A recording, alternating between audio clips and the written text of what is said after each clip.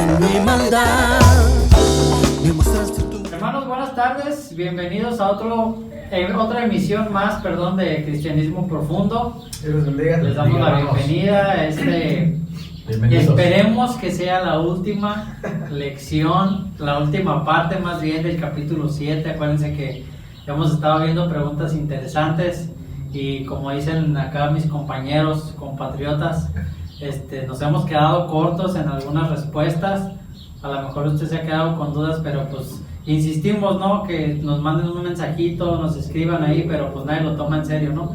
Nada más le dan like, yo creo que por compromiso, pero nadie nos escribe, oye, tengo duda en esto. Más bien nos hemos encontrado gente de iglesia que se atreve y conversa con nosotros acerca de las preguntas que hacemos. Entonces, pues por ese lado les agradecemos, pero tenga la confianza de preguntarnos, de mandarnos un mensaje, un comentario, cuál es su idea, cuál es su respuesta en alguna de las preguntas. Tenga confianza de hacerlo.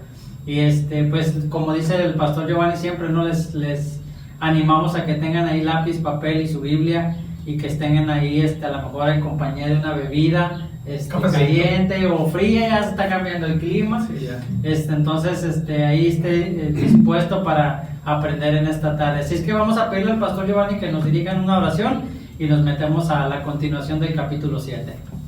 Bueno, vamos a orar. Señor, te damos gracias, Padre, por este tiempo, Señor, en el que tenemos la bendición y el privilegio de abrir tu palabra, Señor, y estudiarla. Gracias, Señor, porque creemos que tú tienes un propósito, Señor, para este tiempo, para nosotros y para la vida de cada uno de nuestros hermanos que se dispone a ver este video. Gracias, Padre, por esa increíble bendición que es estudiar tu palabra y aprender conceptos, ideas, mandamientos, Señor, y conocerte sobre todo cada vez más a ti de una manera más íntima, Señor. Gracias por esa bendición. Te pedimos que tu Espíritu Santo, Señor, sea abriendo nuestra mente, nuestro entendimiento, para que podamos comprender, Señor, plenamente tu palabra en esta tarde. En el nombre de Jesús te damos gracias, honra y gloria. Amén. Amén, hermanos. Pues qué alegría estar aquí una vez más en nuestro espacio de Cristianismo Profundo. Decíamos hoy que ya cambiando el clima, pero la verdad no le creemos al clima aquí en Tecate. Sí. Ahorita está un poquito más cálido, pero el fin de semana puede venirse otra vez el frío. Hasta que pase todo marzo, abril, no le vamos a creer. Bueno, lo que sí, hermanos, es que parece que hoy estamos a punto de grabar, de dejar frente a ustedes nuestro último tiempo de la lección 7, ¿verdad? Que se llama ¿Cómo llegar a ser un cristiano maduro? En un principio, hermanos, hace ya algunas semanas dijimos que esta lección sería una lección un poco fuerte, ¿verdad? Porque estamos hablando de madurez para ser cristianos fuertes. Y nada más para recordarles, durante todo este tiempo no hemos aprendido ningún otro versículo. Citamos para memorizar Efesios 4:14, que dice la palabra de Dios, para que ya no seamos niños fluctuantes, llevados por doquiera de todo viento de doctrina, por estratagema de hombre que para engañar emplean con astucia las artimañas del error. Y las artimañas del error, hermanos, y cualquier viento de doctrina que escuchamos por estratagema de hombre, surte efecto cuando nosotros ignoramos la palabra de Dios, la pasamos por alto, no nos dedicamos a la palabra de Dios. Por esa razón, al estar viendo este material, decimos que cada cristiano sabe por qué hace las cosas o por qué deja de hacer las cosas. Y es lo que hemos venido dialogando en todas estas semanas con esta lección 7, que tiene como tema cómo llegar a ser un cristiano maduro. Así es que estamos viendo aquí, hermanos, nuestras lecciones, nuestras preguntas, y esperemos en el Señor que nos sigan bendiciendo y nos sigan ayudando a centrar nuestros pensamientos en Cristo Jesús y en la guianza de su santa y bendita palabra. Así es que continuamos muy con la pregunta que nos corresponde hoy, en la continuación de este tema. Porfas. Ujú. Bueno, la penúltima pregunta que tenemos de este capítulo 7 es una pregunta muy importante para cada uno de nosotros como cristianos, y es: ¿por qué los cristianos oran todos los días? Recordemos que la pregunta pasada, esta y la última, no viene en la pregunta el por qué deben o por qué deberían. Simplemente dice: ¿por qué los cristianos oran todos los días? Y la respuesta, como lo hemos explicado en otras preguntas en base a la Biblia, es porque la Biblia nos enseña a orar sin cesar. Orar sin cesar es orar cada día, cada hora y cada minuto. Y a lo mejor de ahí cuando dije esto ustedes hicieron cara de what. Lo más natural es que un cristiano ore todos los días porque se nos pide que oremos sin cesar. Y la referencia que tenemos aquí de la escritura es 1 Tesalonicenses 5:17, que la mayoría conocemos, y es orar sin cesar. Para que tengamos una referencia de qué es orar sin cesar, la Biblia, palabra de Dios para todos, dice: nunca dejen de orar. La traducción al lenguaje actual dice: oren en todo momento. Y las demás versiones dicen orar sin cesar. Y un comentario que dice aquí, que me lo leí hace rato y me interesó mucho compartirlo con ustedes en base a esta respuesta, es: no podemos pasar todo el tiempo sobre nuestras rodillas, pero es posible asumir una actitud de oración todo el tiempo. Esta actitud se construye sobre el reconocimiento de nuestra dependencia de Dios, tomando en cuenta que está con nosotros y con la determinación de obedecerle en todo. Luego hallaremos que es natural orar con frecuencia, espontáneamente, oraciones cortas. Una actitud de oración no debe sustituir el tiempo dedicado a la oración en sí, sino que debiera ser una consecuencia del mismo. ¿Correcto? Tremenda cosa. Pues lo primero que se me viene a la mente de por qué los cristianos oramos todos los días, o tenemos que orar todos los días, es porque Jesucristo mismo nos enseñó la importancia de tener contacto directo con nuestro Dios. De hecho, ese es uno de los más grandes privilegios por los cuales Jesucristo tuvo que morir en la cruz del Calvario, rasgando el templo, el velo del templo en dos, para arreglar o reparar eso que estaba roto, esa relación con Dios que se había roto a causa del pecado. Y es un privilegio el hecho de que nosotros podamos pues orar y tener esta comunicación con nuestro Padre, ¿no? Jesucristo nos enseñó eso y nos insta a tener intimidad en oración con el Padre. Recordemos cuando dice que cuando ores, entra a tu aposento y ora a tu Padre en lo secreto.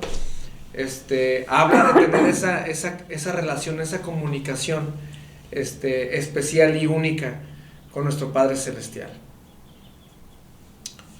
Es tan interesante entender orar sin cesar, y Moy lo mencionó de una manera muy clara. Pero yo como que tengo cierto celo en eso. Tal vez sea un celo religioso, tal vez. Es cierto, no podemos, que otras versiones decían: no dejen de orar, no paren de orar. Oren en todo momento. Oren en todo momento. Y sin duda alguna es posible. Es decir, mientras nuestra boca no esté ocupada, por ejemplo, alguien va en el vehículo y si va solo, no vas con nadie platicando, es un buen tiempo para ir platicando con Dios, ¿verdad? Alguien acostumbra a hacer algún tipo de ejercicio no muy violento. Estás caminando, estás en una caminata, en un trote, es un buen tiempo para platicar con Dios. Pero en mi opinión, hermanos, muy personal, este tipo de oración no sustituye nunca el apartar un tiempo para la oración. Espero explicarme. Claro. ¿Verdad? Porque podemos decir: bueno, yo oro mientras camino. Sí. Yo oro mientras conduzco. Salgo de mi casa, yo hago media hora para llegar a mi trabajo y esa media hora yo la oro. Sí, pero tu objetivo principal no es orar, tu objetivo principal es conducir y moverte de un lugar a otro. Entonces, Eso no sustituye, hermanos, este tipo de práctica de la oración, que sí es posible hacerla, no reemplaza el hecho de que tengamos un tiempo de intimidad con el Señor. Claro. De hecho, bien mencionabas tú, Yoba, la enseñanza del Maestro. En Mateo capítulo 6, versículos 9 en adelante. Y me gusta, hermanos, si tenemos una traducción correcta, a ver, búscate estos versículos, a ver cómo comienzan. Búscate Mateo 6, para ver otras versiones. Porque en Reina Valera, hermanos, no tenemos la sugerencia. No tenemos nada más si gustas o si quieres. Jesucristo dijo en Mateo 6:5, y cuando ores. Da por sentado Es un hecho, exacto. Y da recomendaciones. No seas como los hipócritas, porque ellos aman el orar en pie en las sinagogas y en las esquinas de las calles para ser vistos de los hombres. De cierto os digo que ya tienen su recompensa. El 6 otra vez. Mas tú cuando ores. Sí. Y ahora aquí nos da una recomendación muy importante, hermano, en la cual me baso para el comentario que hice hace un momento. Entra en tu aposento y cerrada la puerta, ora a tu Padre que está en secreto, y tu Padre que ve en lo secreto te recompensará en público. Y el versículo 7, y orando, no uséis vanas repeticiones como los gentiles, que piensan que por su palabrería serán oídos. Versículo 9 también dice, vosotros pues oraréis así. Y da una instrucción ahí con relación a la oración. Me gustaría, no lo busqué, no lo investigué. ¿Cómo comienza el versículo 5 en alguna otra versión?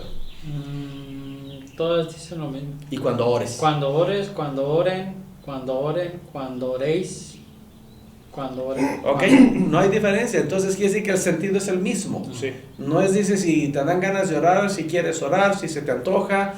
No, es cuando lo hagas, ¿verdad? Y creo que muy importante, hermanos, el versículo 6 es una instrucción del Señor muy importante, que dice, métete en tu recámara y cierra la puerta y ora a tu Padre que está en secreto. Entonces, eso nos habla de dedicar un tiempo, hermanos, a la oración, y así respondemos la pregunta que tenemos esta noche: ¿por qué los cristianos oran todos los días? ¿Verdad? También el apóstol Pablo dice en Romanos capítulo 12, versículo 12, dentro de los deberes cristianos, dice, gozosos en la esperanza, sufridos en la tribulación, constantes en la oración. Y otra vez el Señor Jesús en Lucas capítulo 18, versículo 1, es bien importante este versículo, no yo, acompañado de una historia. Pero no vamos a ver la historia, simplemente como el énfasis que Jesús hace en este tema. Dice en Lucas 18:1, hablando de Jesús hacia sus discípulos, dice que les refirió Jesús una parábola sobre la necesidad de orar siempre y no desmayar. Sí. Entonces, hermanos, la oración en la vida cristiana es un elemento vital de la maduración, por decirlo de alguna manera, del proceso de maduración de un cristiano. Y este proceso de maduración, hermanos, nos lleva a ser cristianos fuertes, a aprender, hermanos, a depender de Dios y hacerlo a través de los medios que Dios mismo nos dio. Uno de ellos, muy poderoso, es la oración. Es tan importante en la vida cristiana. Alguien lo ha dicho y simplemente repetimos lo que alguien empezó a reproducir en algún momento. Si nuestro Señor, siendo Dios, necesitaba de la comunión con el Padre, ¿cuánto más nosotros, simples seres humanos mortales? ¿Verdad? Necesitamos una total dependencia del Señor, y el recurso que Dios nos da es la oración. Ahora, para apuntar más este tema, un concepto importante de oración es diálogo. En la comunión es importante el diálogo. Es muy importante entender eso, hermanos. Es decir, para que se pueda entender en el amplio sentido de la palabra, vamos a orar o voy a orar. Es decir, voy a hablar y luego voy a escuchar. De otra manera, Si solamente yo hablo, estamos hablando de un monólogo, no de una conversación. Correcto. ¿Verdad? Ujú.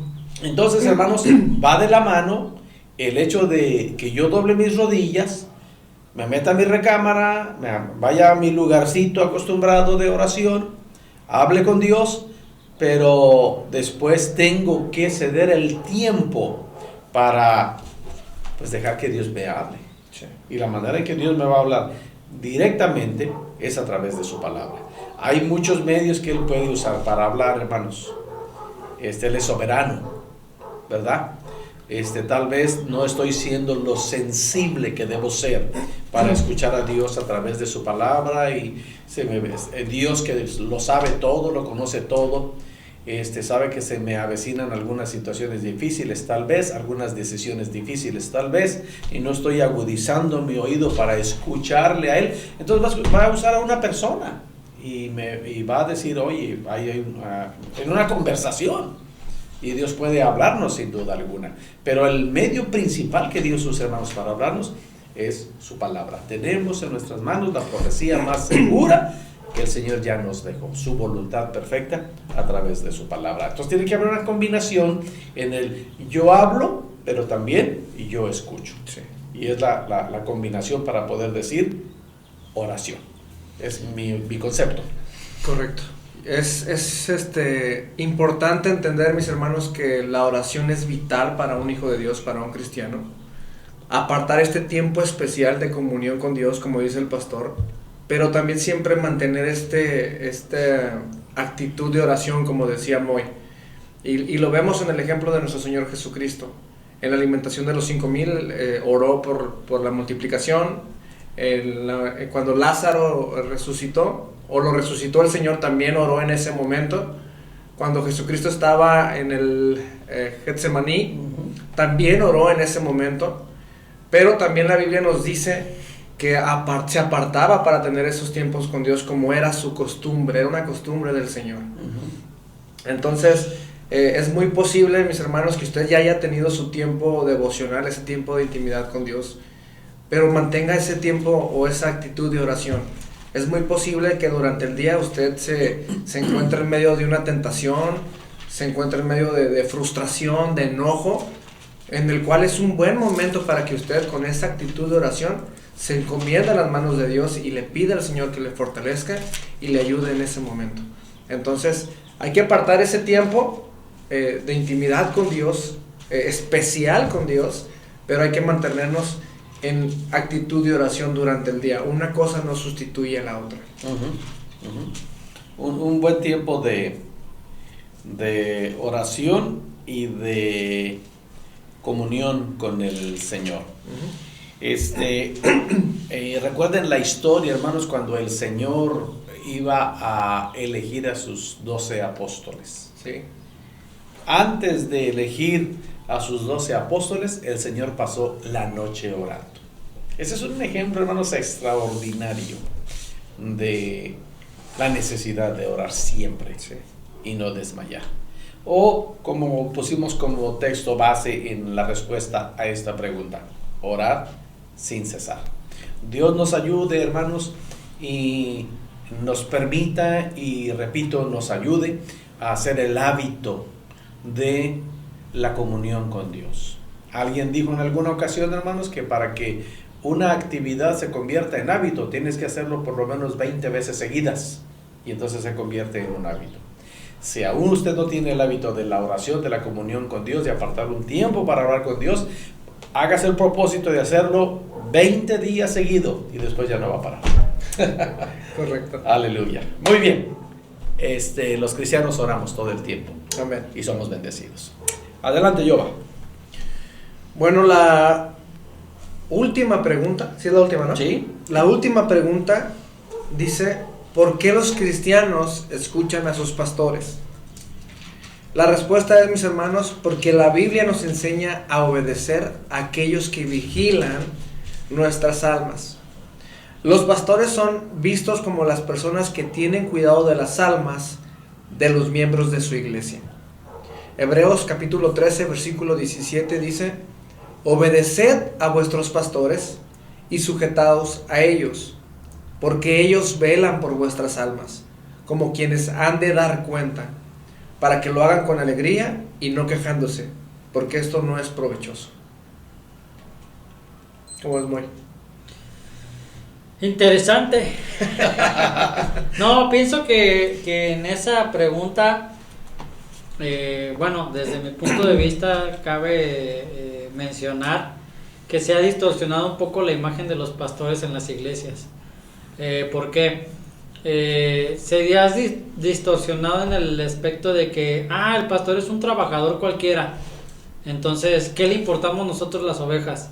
Si lo único que quiere es ganar dinero, como un trabajo normal, ¿no? Entonces, en ese aspecto se ha distorsionado un poquito el nombre o la posición de un pastor en la iglesia. Pero la escritura es bien clara al dejarnos notar que los pastores son los que velan por las almas de la iglesia. Entonces, si usted es una oveja negra de la iglesia, imagínense cómo tiene cargado el pastor su corazón. Imagínense cómo está preocupado por usted, porque lo que dice este pasaje es que él va a dar cuentas de cada uno de nosotros. Entonces imagínense, híjole, esta ovejita rebelde no quiere agarrar la onda. ¿Y quién va a dar cuentas? El pastor. Usted va a dar cuentas por lo que usted hizo, por sus acciones y sus deseos y las intenciones. Pero el pastor de su iglesia es el que va a dar cuentas por usted como oveja. Y algo que dice aquí en este comentario de este versículo 17 de Hebreos 13, dice: la tarea de los líderes de la iglesia es ayudar a que la gente madure en Cristo. Y yo le pregunto, ¿cómo se llama el estudio que estamos viendo los jueves? ¿Cómo se llama el capítulo que estamos viendo durante 3 meses? No es un capítulo así al aire, es un capítulo que dice cómo ser un cristiano maduro, y se lo está impartiendo el pastor de la iglesia y está invitando a que la iglesia madure. Entonces, los líderes de la iglesia están para ayudar a la gente a que madure en Cristo. Los discípulos que colaboran facilitan grandemente el peso del liderazgo. Su conducta, y es su forma de pregunta, su conducta les da a sus líderes razón para hablar de usted con regocijo. ¿Qué diría de usted si el pastor diera una referencia como si fuera un trabajo? Que llegara alguien y, a ver, pastor, deme una referencia de su ovejita Giovanni. ¿Qué diría el pastor, no? No, pues no doy nada. Y así de cada uno de nosotros, pero imagínense que el Señor le pidiera cuentas al pastor. A ver, pastor, dígame qué fue de su ovejita no se imagine, va a dar cuentas. Sí. Entonces, véalo con ese peso. El pastor que usted tiene en la iglesia donde usted se congrega va a dar cuentas por sus acciones de usted. Entonces, es importante que los cristianos escuchemos a nuestros pastores. Yo creo que algo que nos ayuda a nosotros, a las ovejas, a escuchar a nuestro pastor, es entender, mis hermanos, que el pastorado no fue instituido por el hombre. Efesios 4:11, hablando de Jesucristo, dice: y él mismo constituyó a unos apóstoles, a otros profetas, a otros evangelistas, a otros pastores y maestros, con un propósito, y el propósito es a fin de perfeccionar a los santos para la obra del ministerio, para la edificación del cuerpo de Cristo. Entonces, entender esto, que fue algo, un mandato, fueron instituidos por Dios en ese puesto como pastores, pues nos va a ayudar a nosotros como cristianos, como ovejas, a escuchar a nuestros pastores, no como sometiéndonos al hombre, sino sometiéndonos directamente a Jesucristo. Uno de los puntos más importantes ahí, hermanos, es que usted como cristiano reconozca una autoridad espiritual. Y eso no se detiene. Esa es una función y una sujeción que no se detiene. Un pastor tiene un pastor sobre él. Un pastor, nada más por el hecho de ser pastor de una congregación, no es un llanero solitario. Sí. También necesita una autoridad sobre él, número uno, un mentor, un guía, un consejero, un paño de lágrimas. Entonces, no se trata de que el pastor es la autoridad y nada más sus chicharrones truenan. No, hermanos, se trata de tener la capacidad de someterse a alguien. Desgraciadamente hay muchas iglesias, hermanos, en donde la persona que está al frente de la iglesia es más el predicador de ese templo que el pastor de las ovejas. Porque hay ovejas que definitivamente no reconocen a ese predicador como pastor. Y eso es muy triste, porque la pregunta sería entonces, ¿quién es su pastor? Y como dice este versículo, hermanos, si tenemos una traducción correcta de las Escrituras, vamos a volverlo a leer, que dice: obedeced a vuestros pastores y sujetaos a ellos, porque ellos velan por vuestras almas como quienes han de dar cuenta. Y luego también, hermanos, esa reacción de la oveja hace que el pastor haga su labor con alegría, sin quejarse, porque la falta de alegría o la queja en la labor pastoral, pues no es provechoso. Al contrario, es una tensión tremenda.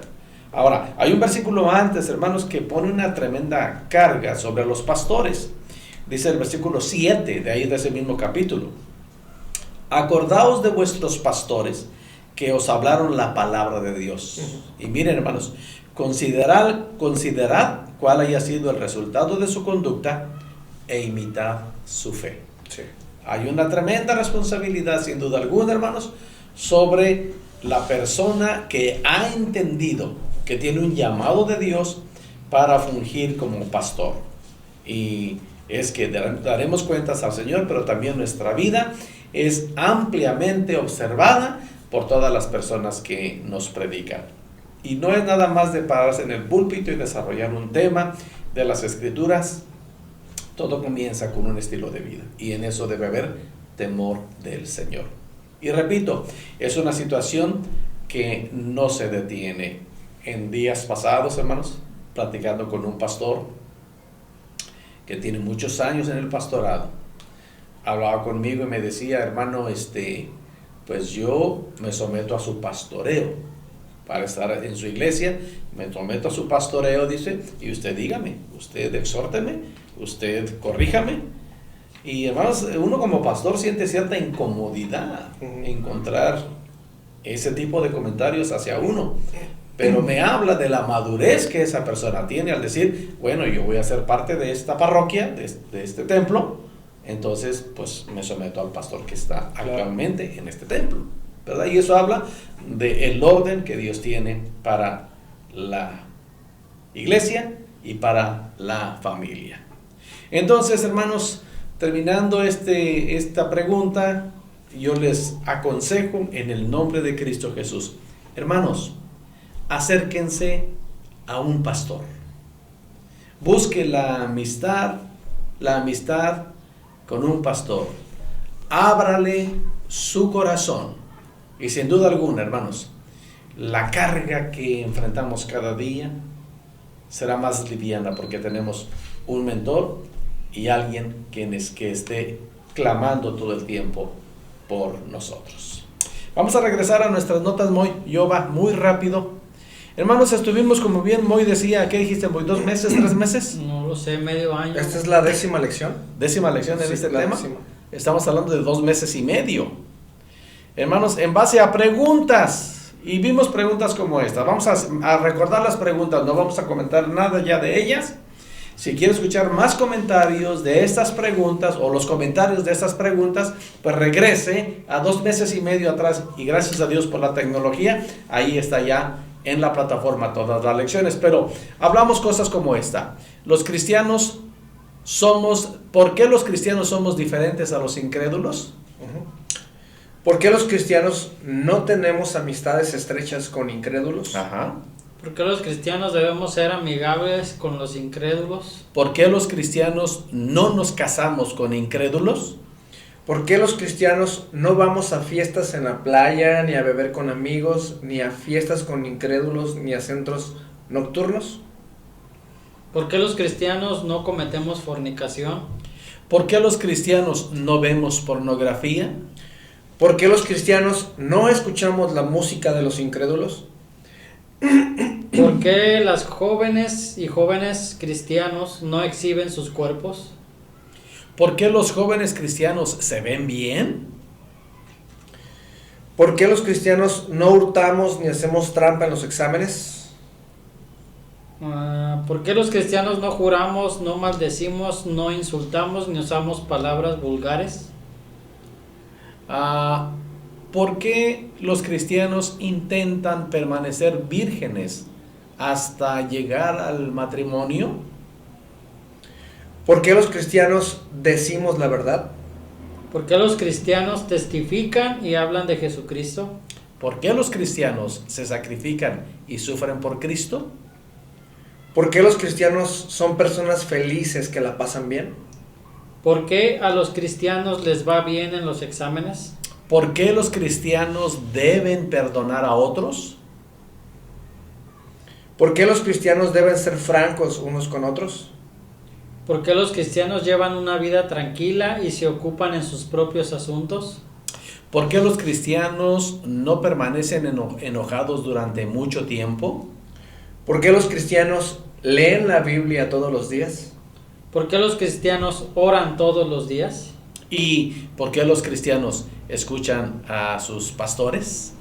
Hermanos, estos fueron las 25 preguntas que contestamos en este tiempo. Ahí en los videos atrásito, 2 meses y medio atrás, están todas las charlas al respecto. Que el Señor nos bendiga y nos ayude para madurar en nuestra vida cristiana.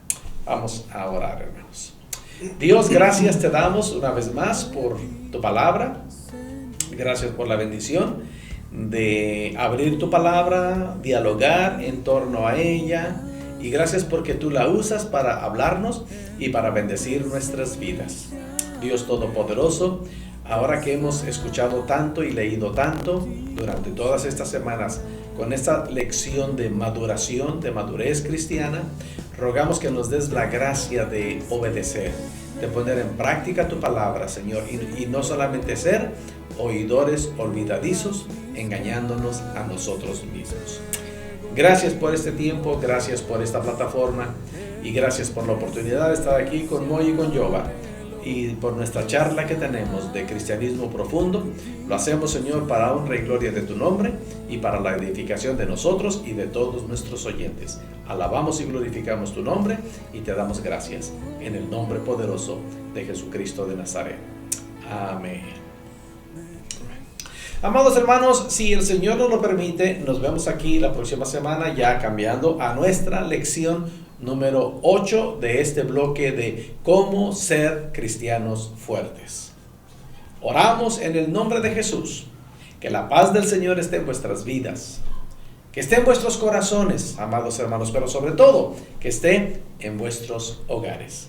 Que nuestro buen Dios continúe bendiciéndonos. Dios les bendiga. bendiga.